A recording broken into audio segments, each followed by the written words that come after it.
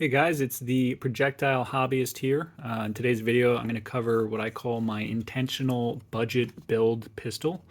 So this is the Taurus GX4. Now, when I first got it, I was very excited about the pistol here. I will say it feels the best. The ergonomics on this pistol are excellent. It has always gone bang for me. I haven't really had any serious issues, but I can't really bring myself to trust it, and I'll tell you why here in a minute. So on it, what I have real quick are some XS night sights. I'll share a little bit about my experience with the XS sights company, the Riton Optic, and I added some grips here by HandleIt. These are the Edge series grips. I've tried all three options of the Talon grips, and by far the Edge series by HandleIt are my favorite, both in the way that it feels, which is the primary concern, and also the way they look. There's not any, significant sparkle or some of the Talon grips. They have like rainbow colors in it, and I'm also not a big fan of the sandpaper for concealed carry, at least.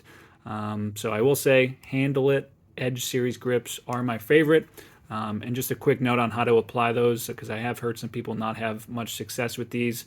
You want to make sure before you put the grip on, you're cleaning the entire surface with rubbing alcohol. Let that dry for a few seconds, and then I'm very meticulous with how precise I'm trying to put on my grips. I try and be as perfect as possible, kind of a me thing there. But then make sure you're pressing them on, and I take either a heat gun or a hair dryer. If you know a young lady that has a hair dryer that you can borrow, really heat up the surface so that the glue is sticking to that to the surface of the pistol frame as long as possible. So haven't had any real issues with any of them. I've got them probably on 3 or 4 of my pistols, and I really enjoy those. But to my experience with the Taurus GX4, they did have a recall on the pistol. Apparently they were not drop safe. Prior to that recall, I had tested this to make sure it was drop safe using a dummy round. I've dropped this pistol, I've thrown this pistol, I've hit the pistol in the back, in the front, while partially holding the trigger. I've hit the pistol. I've never had an issue that I've witnessed with this pistol. So during the recall, I checked the serial number. First, it was not part of the recall. Maybe a week or two later, I checked that serial number again, and it was part of the recall. So I sent the pistol into Taurus. Unfortunately, I had to pay for the shipping. I don't know, maybe it was 10, 12 bucks or something. Not a huge deal, but it did say on their recall page that Taurus would be covering the shipping. Never got reimbursed. Sent him an email, never heard back on that. I'm sure they're dealing with a lot of bigger fires that they had to put out. But for me as a consumer, as a customer, not a great experience there. In addition to that, with the recall, they didn't tell me what they fixed. They just sent it back, said that they tested maybe, or I can't remember offhand if it was 1 round or 5 rounds that they tested it with, which isn't that large of a test in the grand scheme of things. So I can't really come to trust this for everyday carry. I've never had an issue with it at the range, but I have had some issues with Taurus customer service. That's a big thing for me. If you just don't respond to a email outreach, I'm probably not going to support your company with my dollars anymore. So this is actually my second Taurus pistol. It's probably going to be my last. My first one is a 22, the Taurus TX22. I love that pistol. 0 complaints over it. I bring it to me with the range. Number 1, 22 ammunition is very cheap. Number 2, it's great to teach new shooters on, whether they're kids or people that are nervous about recoil. A 22 pistol is an excellent thing to have on hand for a number of reasons. And then this GX4, I wanted to love it. I wanted to carry it. I wanted it to be my budget build. Part of the reason I wanted a budget build is in a worst case scenario, you do have to defend yourself. The police, whether you're right or wrong, will be confiscating your firearm.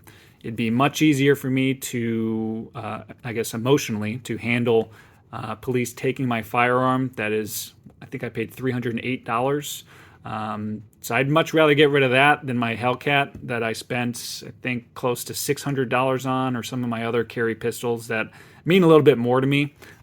This one, if I beat it up, I don't really care.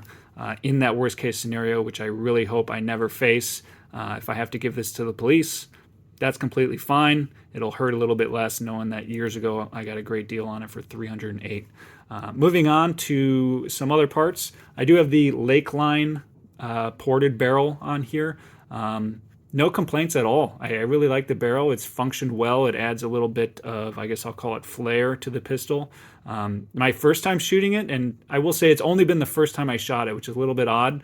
I don't know if something hot came out of the barrel here, or if I was wearing short sleeves that day. I must have been. But it felt like something hot kind of shot out of the top here, I would assume, and burned kind of some of the hair that I had here on my wrist.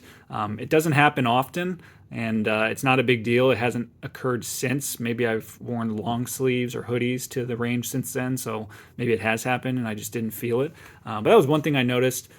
Can't say that I feel a major difference with the ported barrel in terms of recoil, but I like how it looks. It functions well enough for me, and if it's even, a 5% difference, then sure, I'll take it. Again, it is my budget build, so I just wanted something fairly cheap to add a couple upgrades to. In terms of the optic I have is the Riton, I think it's called the X3 Tactix MPRD 2. I had great customer service with Riton. When I got my first optic from them, it was this identical one. However, it was a different optic. For some reason, the red dot on the pistol, I could not for the life of me get it to move. So I kept using my, at the time, planned carry ammunition, which is very expensive. It was something like a little over $1 per round. So I was trying to zero in the dot. I was turning, the windage. I was turning to adjust the red dot, and for the life of me could not just get it to budge. So I sent them an email. They had me send that last optic in. They sent me a whole new one in the box. So I will definitely be supporting Riton in the future if I have another budget build, or if I want to try one of their other optics, maybe on a rifle or on another pistol of mine. But speaking of customer experience, bad customer experience that I've had is with XS sights. So these are my first set of XS sights that I've used. When I first got them, I did like them. I'm going to shut off the light here for a second. I like them because their sights glow. They glow extremely well, but what you'll notice here is that the front sight does not glow at all. I can't see that sight. I've sent XS sights 3 emails saying, hey, is it normal that your front sight just kind of, dies, for lack of a better word, and it doesn't glow anymore. I can't see it during the night, which is, for me personally, huge. Obviously, I never, ever want to have to use my pistols outside of the range, but in a real-world scenario where, you do need that, and let's say, again, you want to plan for the worst-case scenarios. Let's say my optic dies as well, or I can't see it for any reason. I would like to be able to see my front sight in low light conditions. I think that's part of their selling point. That was a huge reason I bought these, and to not hear back from them after 3 emails really doesn't sit well with me. So I personally will not be using XS sights again. I will not give them another $1 of mine. I do like Ameriglow sights. I've probably had 3 or 4 different sets of Ameriglow sights on a couple of my Glocks, and a dagger build that I made as well. And then lastly, the grips that I've added here. These are the Edge series by HandleIt. Love these grips. No complaints over those. Just want to make sure you put them on right. But let me know your guys' thoughts. Have you guys shot the GX4? Do you trust it for carry?